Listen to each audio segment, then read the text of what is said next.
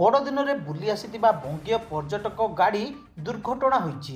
नीलगिरी उदला रास्ता गरढ़िया छक निकट में दुई कार मुहांमुही धक्का हेबा फल चार जण गुरुतर होई नीलगिरी मेडिकल रे भर्ती होइछन्ति।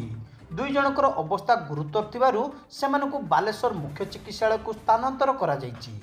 बंगीय पर्यटक गाड़ी में चार जण पंचलिंगेश्वर बुली सारिबा परे मयूरभंज जिलार देवकुंड बुलिबाकु जाउथुबा बेले अपर पक्षरु आसुथुबा एक कार गरढ़िया निकट में मुहांमुही धक्का होइतिला।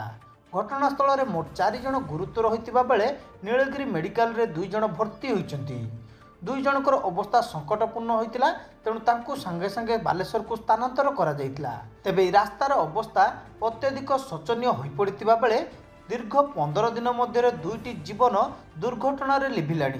हेले प्रशासन रास्ता काम करुची ना दुर्घटना को रोका जाई पारुची। तेबे देखिबाकू बाकी रहिला केबे रास्तार मरामती कार्य शेष हेउची।